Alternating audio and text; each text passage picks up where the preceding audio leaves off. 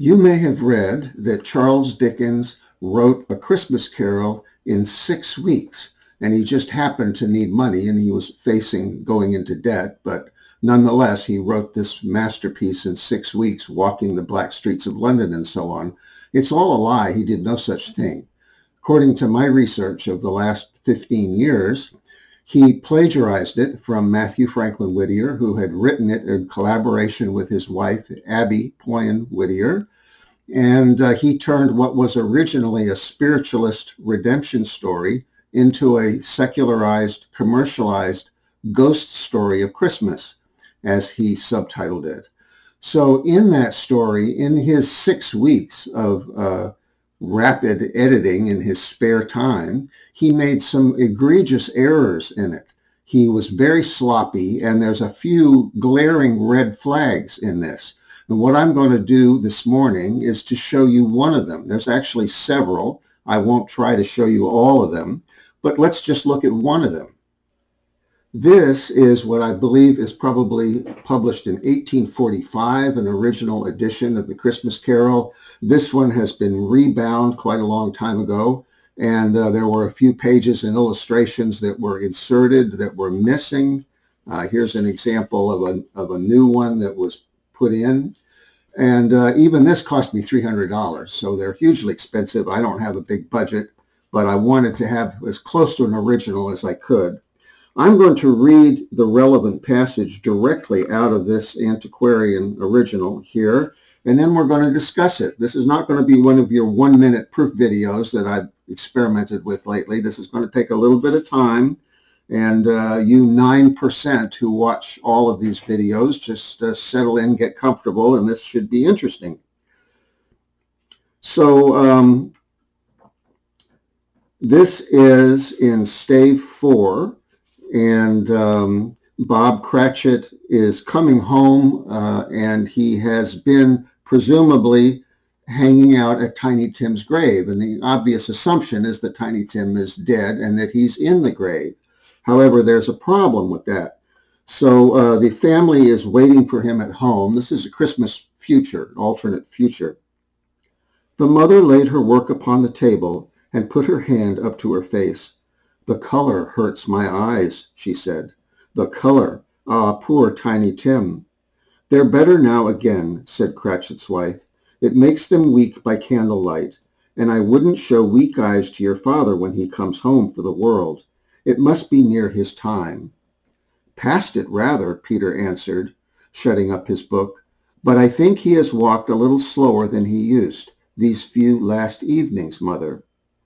They were very quiet again. At last she said, and in a steady, cheerful voice that only faltered once, I have known him walk with Tiny Tim upon his shoulder very fast indeed." "And so have I," cried Peter, "often." "And so have I," exclaimed another. So had all. "But he was very light to carry," she resumed, intent upon her work, "and his father loved him so that it was no trouble, no trouble. And there is your father at the door." She hurried out to meet him, and little Bob in his comforter, he had need of it, poor fellow, came in. His tea was ready for him on the hob, and they all tried who should help him to it most.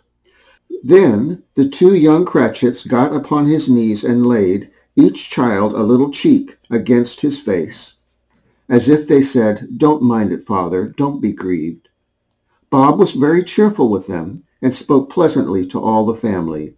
He looked at the work upon the table, and praised the industry and speed of Mrs. Cratchit and the girls. They would be done long before Sunday, he said. "Sunday? You went today, then, Robert," said his wife. "Yes, my dear," returned Bob. "I wish you could have gone. It would have done you good to see how green a place it is. But you'll see it often.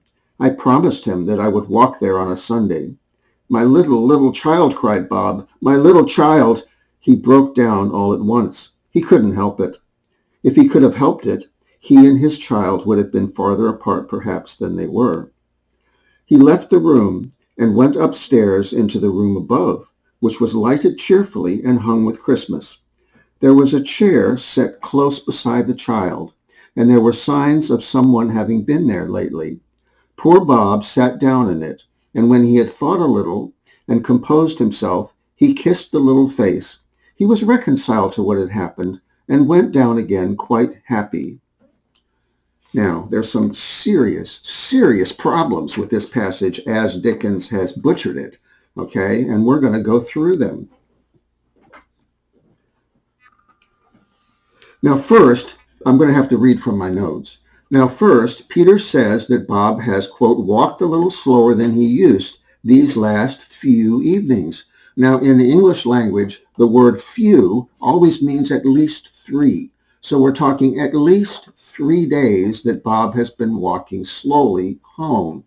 Now, walking slowly means it's like code for grieving, for after Tiny Tim has died. So Tiny Tim has been dead at least 3 days, probably longer.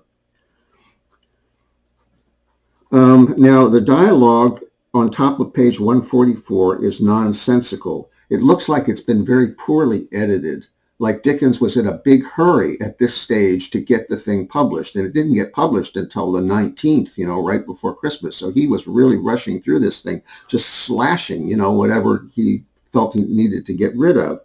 So he didn't pay much attention to whether it made any logical sense, see? So he says, he looked at the work upon the table and praised the industry and speed of Mrs. Cratchit and the girls, probably clothing, assumed to be clothing.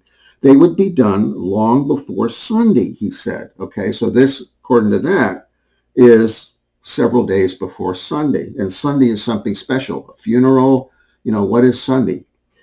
And then she says, Sunday, you went today then, Robert, said his wife. Well, if it's not Sunday, what is today?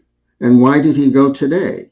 Okay, so it doesn't make any sense, He says they would be done long before Sunday, and she says, Sunday, you went today then, Robert? So is he coming home from work on a weekday? Is that Sunday? It's not clear. But clearly he's been to Tiny Tim's grave. This much is pretty obvious.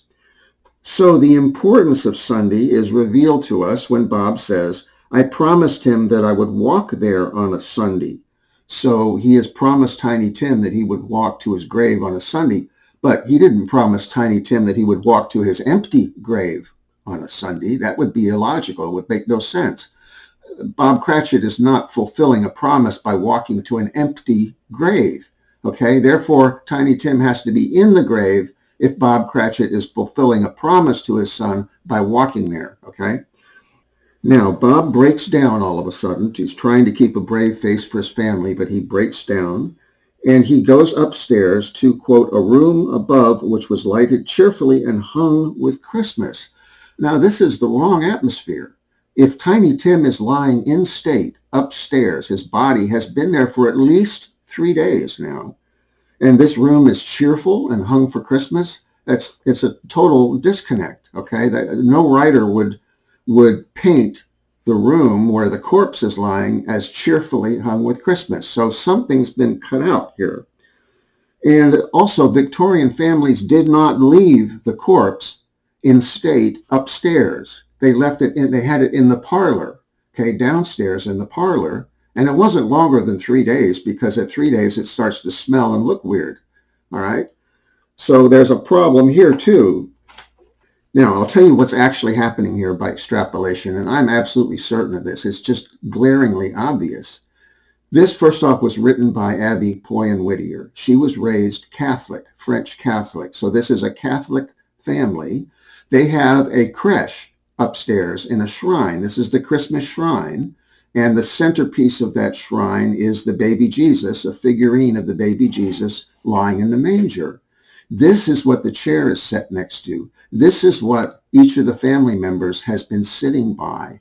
This is what Bob Cratchit goes up to pray to. He sits beside the figurine of the baby Jesus and prays to that figurine.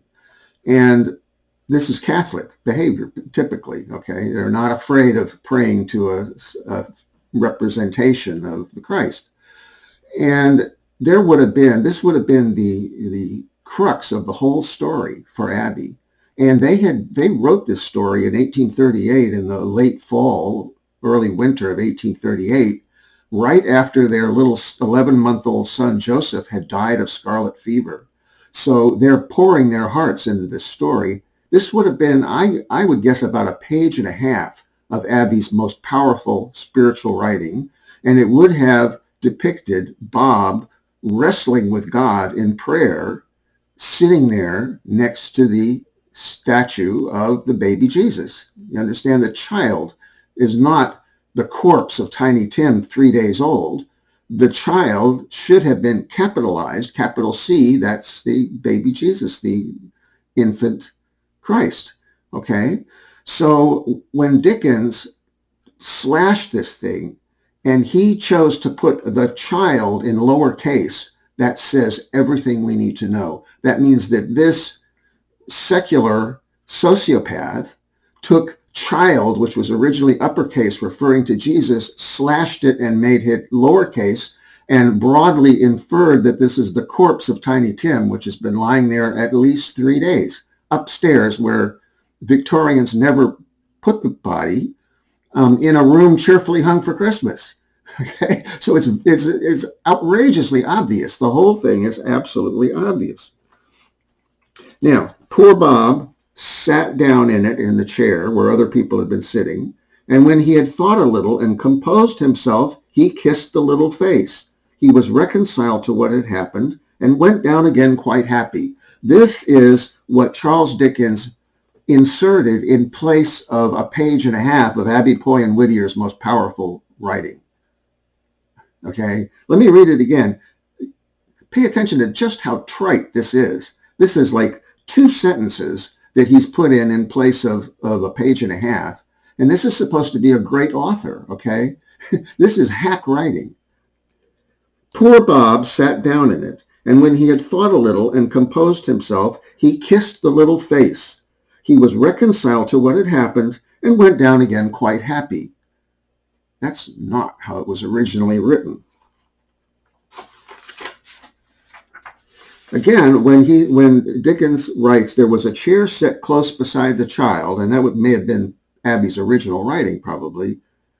That chair was there, and there was evidence of other people having sat in it, because each of the family members is a devout Catholic.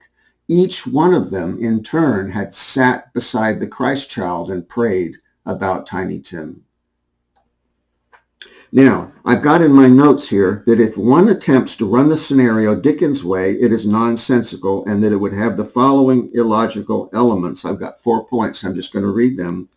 A, Bob Cratchit has been lingering beside an empty grave for at least 3 days while his son's body lies in state in an upstairs room and his family needs him there. B, the body is placed upstairs in violation of Victorian custom, and it has reached or exceeded that point where it begins to smell and look unpleasant at least 3 days or possibly more. C, the cheerful description of the room upstairs is in direct literary contrast to the expected mood, with no rationale for this discrepancy. D, in Dickens' version, Bob's reconciliation to the situation is absurdly trite and utterly unbelievable, that after having broken down, he goes upstairs, sits beside his dead son's corpse briefly, kisses the corpse's face, and suddenly skips downstairs as though nothing had happened. Either this is abominable writing, which means Charles Dickens was no literary genius, or else he has thoughtlessly and casually sewn up a gaping wound in the original narrative.